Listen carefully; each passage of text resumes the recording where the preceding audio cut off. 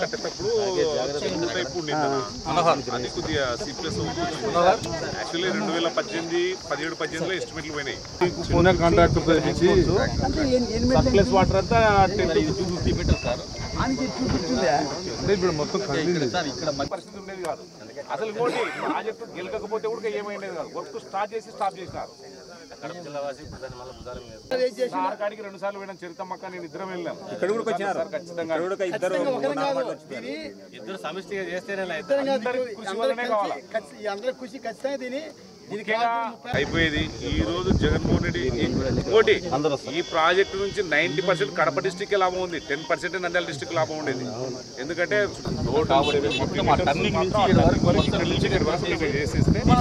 Future ఏ problem ఉండదు. 750 metres 625 మీటర్లు 625 మీటర్లు 35 కోట్లు వేసారు. టోటల్ చేశారు 650 మీటర్లకు వేసారు.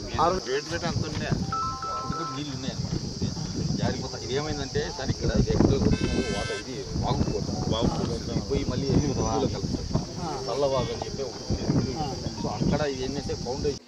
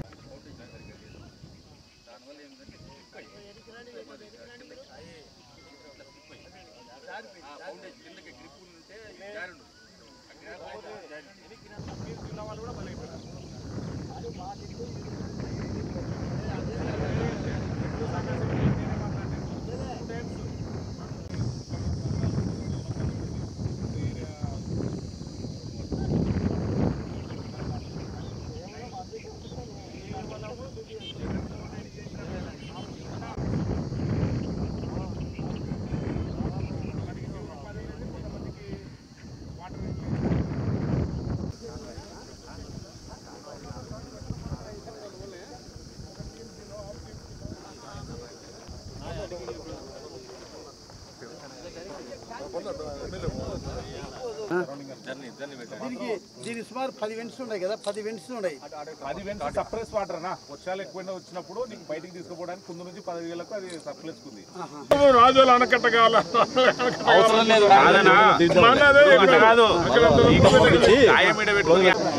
ఈ నుంచి కేసీ కెనాల్ ఇదంతా కేసీ కెనాల్. 120 కిలోమీటర్స్ వీడికి వచ్చినాక ఈ నుంచి వరకు 19 కిలోమీటర్స్. డబ్బులు వచ్చినాయి కదా అని చెప్పేసి వర్క్ మొదలుపెట్టి గెలుపు వదిలిపెట్టారు. గెలుపు వదిలిపెట్టిన తర్వాత వాటర్ వాటర్ డిఫెక్ట్ చేసి వాటర్ ఉంది దానివల్ల నిలబడింది.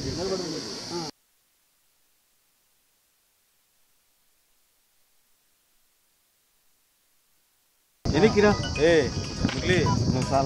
ఎన్నికి రాని ఇది ఏం చేశారంటే ఇప్పుడు మనకు వాటర్ స్టోరేజ్ ఉండింది 2009.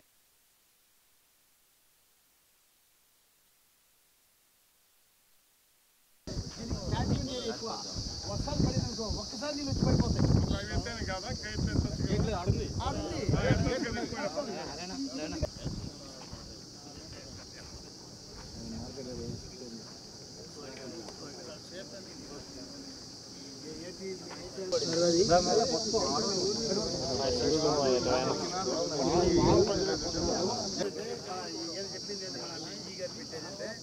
ఇక్కడ నుంచి ఆ కొండకిన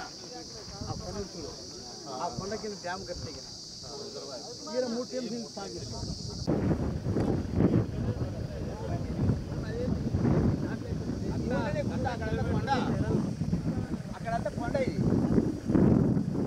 ఈరోజు అలగనూరు రిజర్వాయర్ పరిశీలించడానికి మేము నందికొట్కూరు శాసనసభ్యులు జయసూర్య గారు, ఈరోజు ఇక్కడికి వచ్చాం. వచ్చిన తర్వాత ఈ దారుణం చూస్తే చాలా బాధాకరంగా ఉంది. ఎందుకంటే చిన్న పనికి ఇంతలా డ్యాము నిలబెట్టుకోవడం అంటే చాలా బాధాకరం. Alaganuru reservoir 2.95 TMC Alaganuru reservoir. ఈ రిజర్వాయరు ఎవరికి అనుకూలం అంటే మన కడప జిల్లాకు తాగునీటికి సాగునీటికి అన్నిటికీ అనుకూలం ఉన్నటువంటి అలగనూరు రిజర్వాయరు.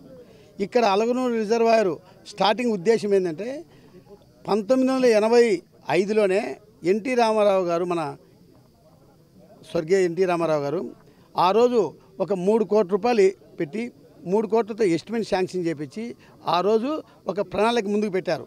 ఎక్కడి నుంచి కేసీ కెనాలు 122 కిలోమీటర్ దగ్గర నుంచి ఇంటెక్ కెనాల్ దగ్గర నుంచి ఇక్కడికి 19 కిలోమీటర్లు ఇంటెక్ కెనాల్ వేసి దీని 3500 ఎకరాల విస్తీర్ణంలో ఒక డ్యామ్ కడితేగిన ఇది కడప జిల్లాకు వర్షాలు వచ్చినా రాకున్నా కూడా డ్రింకింగ్ సమస్య ఉండదని చెప్పి ఆ రోజు మన స్వర్గీయ రామారావు గారు ఆలోచించుకొని ఈ ప్రాజెక్ట్ను ఆ రోజు స్థాపించారు. స్థాపించిన తర్వాత 2099లో వర్క్ స్టార్ట్ చేసి ఇప్పుడు 2004 కల్లా కంప్లీట్ చేశారు. 59,76,00,000తో టెండర్ పిలిచారు, వర్క్ కంప్లీట్ చేశారు. 2004 కంప్లీట్ చేసిన తర్వాత 2005లో నీళ్లు నింపడం జరిగింది. నింపిన తర్వాత 2.95 టీఎంసీ బదులు 2.64 టీఎంసీ నీళ్ళు నిలబెట్టారు. నిలబెట్టి 2017 వరకు ఉన్న తర్వాత 2017లో చిన్న బ్రీచ్ అయింది. ఈ బ్రీచ్ అయిందానికి ఆ రోజు ఒక 2-3 కోట్లు ఎస్టిమేట్ పెట్టింటే కంప్లీట్ అయిపోయేది. వాళ్ళు వైకాపా ప్రభుత్వం 2017-18లో మన ప్రభుత్వం ఉన్నప్పుడు దానికి కొంచెం 2.5 కోట్లు ఎస్టిమేట్ చేసి దానికి మరమ్మతులు చేసి కంటిన్యూ జరుగుతూ వచ్చింది.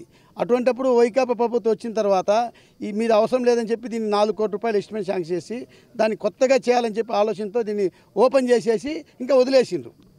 ఓన్లీ ఆ రోజు ఒక 5-6 కోట్లు ఖర్చు పెట్టింటే ఈరోజు మనకి ఈ పరిస్థితి వచ్చేది కాదు, మనకి ఇంత ఇబ్బంది జరిగేది కాదు. ఈరోజు ఇక్కడికి వచ్చిన తర్వాత దీనికి మేమందరం మన జయసూరి ఎమ్మెల్యే గారు మేము అసెంబ్లీలో రైజ్ చేసిన తర్వాత దీని స్టేటస్ ఎరగుందని చెప్పి మినిస్టర్ గారు మనం పిలిచారు చేంబర్కు. మినిస్టర్ చేంబర్ పోయినాక దీని మినిస్టరు, సెక్రటరీ అండ్ ఈఎన్సీ గారు అందరూ కూర్చొని ఇది చేయాలంటే అంతా రిపేర్ చేస్తే బాగుంటుందా, లేకుంటే ఇప్పుడున్న మధ్య రిపేర్ చేస్తే బాగుంటుందని ఆలోచన వచ్చినప్పుడు ఇప్పుడు ఉన్నటువంటి దాన్ని రిపేర్ చేసి పంపించేస్తే కన్నా ఇమీడియట్గా మనకు నీళ్ళు నింపుకోవచ్చు. మనకు మన ప్రభుత్వం ఖచ్చితంగా నీళ్ళు నింపాలని చెప్పి మినిస్టర్ దృష్టి తీసుకుపోతే ఆయన ఇమీడియట్గా వాళ్ళకందరికీ ఈరోజు 36 కోట్లతో ఎస్టిమేట్ వచ్చింది. ఆ 36 కోట్లతో మనం పంపించేసి అది ఇమీడియట్ వర్క్ చేస్తాం. వర్క్ చేసిన తర్వాత ఏమైనా డ్యామేజ్ అయితే మళ్ళీ ఫర్దర్ మనం వర్క్ చేపిస్తామని చెప్పి ఆ రోజు మినిస్టర్ గారు చెప్పి ఇమీడియట్గా ఫైనాన్స్ పంపించడం జరిగింది. ఫైనాన్స్లు ఉంది. ఇక్కడికి వచ్చిన తర్వాత మా రైతాంగానికి మనకు దీని కింద కేసీ కెనాల్ కిందనే మనకు 92,000 ఎకరాలు పడుతుంది. రబీ సీజన్లో మనకు నీటి సమస్య కోసం ఇది ఉంటే మనకు నీటి సమస్య ఉండదు. నెక్స్ట్ టైము 92,000 ఎకరాలు ఇరగారు పండాలంటే ఖచ్చితంగా ఈ డ్యామ్ కంప్లీట్ చేసిన తర్వాత ఇక్కడ 2.95 టీఎంసీ నీళ్లు స్టాక్ చేసుకుంటే కన్నా మనకు రబీ సీజన్ అంటే మనకు కుందు నదిలో ఉన్నటువంటి వాటర్ వలన మనకు మార్చి వరకు నీళ్ళు వస్తాయి. మార్చి వరకు సమస్య ఉండదు. మనకు వచ్చేది ఏది ఏప్రిల్, మే, జూన్ ఈ 3 నెలలకు మనకు సమస్య వస్తుంది. ఇరగారు పండించాలంటే రైతులకు నమ్మకం కలగాలి. ఎందుకంటే పైన నీళ్ళు ఉన్నాయి, మాకు నీళ్ళు వస్తే మాకు పంట పండుతుంది నమ్మకం వస్తే కన్నా ఖచ్చితంగా ఇరగారు పంట పండించుకుంటారు. దానికి లాస్ట్ 2 నెలలు నీళ్ళు వస్తాయో అని భయంతో వాళ్ళు పెట్టుకోవడం లేదు. ఈ డ్యామ్ కింద కంప్లీట్ అయితే ఖచ్చితంగా ఇరగారు పండించడానికి ఒక మంచి అవకాశం వస్తుంది. రైతాంగం అంతా డెవలప్ అవుతారు. ఎందుకంటే ఒక రైతు వేరే వాళ్ళు ఎంత ఇచ్చే డబ్బు ఆశించే డబ్బు రాదు. అది సొంతంగా కష్టపడితే డబ్బులు వస్తే ఒక ఎకరాకు మినిమం అన్ని ఖర్చులు పోను 25,000 రూపాయలు లాభం వచ్చినా కూడా మన నియోజకవర్గం ఒక నియోజకవర్గం వేసుకున్నా కూడా 92,000 ఎకరాలు అంటే అది అఫిషియల్గా 92,000 ఎకరాలు ఉంది. అనఫిషియల్ 1,00,000 ఎకరాల పైన ఇరిగేటర్ పడుతుంది. ఆ 1,00,000 ఎకరాల పైన 25,000 రూపాయలు లెక్కేసిన 250 కోట్ల రూపాయలు మన రైతాంగానికి లాభం వస్తుంది. దానికోసంగా ఈ విషయాన్ని ఈ విషయాన్ని మన ముఖ్యమంత్రి చంద్రబాబు దగ్గర తీసుకుపోతాం. చంద్రబాబు నాయుడు రైతులకు ఏం చేయాలని ఆయన ముందుంటాడు. ఖచ్చితంగా నేను కానీ మన శాసనసభ్యులు జయసూర్య కానీ ఇక లోకల్ ఉన్నటువంటి శాసనసభ్యులందరూ కలుపుకొని సార్ దగ్గర పోయి ఖచ్చితంగా ఈ ప్రాజెక్టును కంప్లీట్ చేసేదానికి మేమందరం సాయశక్తులు కృషి చేసి రైతాంగాన్ని ఆదుకుంటాము. ఇక్కడ లోకల్ ఉంటే డ్రింకింగ్ పర్పస్ కానీ ఇక చేపలే ఇక బెస్త వాళ్ళే 5-6 కోట్ల రూపాయలు చేపలు ఇక్కడ సంపాదించుకుంటారు. వాళ్ళ జీవనోపాధి ఉండేది, అది నాశనం చేసిండు. ఇది చూస్తే జగన్మోహన్ రెడ్డి ఎంత దారుణంగా అక్కడేమో మన కుందు నదికేమో 2,000 కోట్లు కావాలని చెప్పి అక్కడ కుందు నది పెడతాడు. ఇక్కడ 10 కోట్లు ఖర్చు పెట్టడానికి ఆయన కనపరాలే. ఇచ్చి ఎంత దారుణం చూడు. అక్కడేమో ఉన్నటువంటి ఇసుకను బయట అమ్ముకునేదానికి అందరూ కాంట్రాక్టులకు ఎవరికో ఇచ్చారు. ఇక్కడ ఒక 10-15 కోట్లు ఖర్చు పెట్టింది. ఈరోజు మనకి ఈ పరిస్థితి వచ్చేది కాదు. బ్రహ్మాండ రైతాంగం బాగుపడేది. కాబట్టి లాస్ట్ పోయినటువంటి గవర్నమెంట్ ఎంత దుర్మార్గం చేసిందో మన అందరికీ చూడాలి. ఈరోజు కూడా మాకు కూడా అవగాహన లేదు. ఇక్కడికి వచ్చిన తర్వాత చూస్తే నాకు కూడా చాలా బాధ అనిపిస్తుంది. ఈ చిన్న విషయానికి ఇంతమంది రైతాంగాన్ని ఒక్క సంవత్సరం రైతాంగం పంట పండించే 250 కోట్ల రూపాయలు మన రైతాంగానికి లాభం వచ్చే పరిస్థితి ఉన్నటువంటి దీన్ని నిలబెట్టడం చాలా బాధాకరం ఉంది. ఖచ్చితంగా సీఎం దృష్టి తీసుకుపోయి దీన్ని సాధించే ప్రయత్నం చేస్తామని చెప్పి తెలియజేసుకుంటున్నాం. ఈరోజు మనం ఇక్కడంతా అలగనూరు ప్రాజెక్టు రిజర్వాయర్ దగ్గర ఉన్నాం.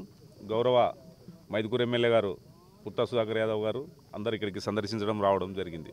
దీని యొక్క ముఖ్య ఉద్దేశం ఏంటంటే 2017లో ఆనాటి గౌరవ ముఖ్యమంత్రి శ్రీ నారా చంద్రబాబు నాయుడు గారు ఈ చెరుకు ఈ రిజర్వాయర్కు సంబంధించినటువంటి చిన్న మైనర్ రిపేర్లు అన్నీ ఉన్నాయని చెప్పేసి ఆనాడు 2.5 కోటి శాంక్షన్ చేయడం జరిగింది.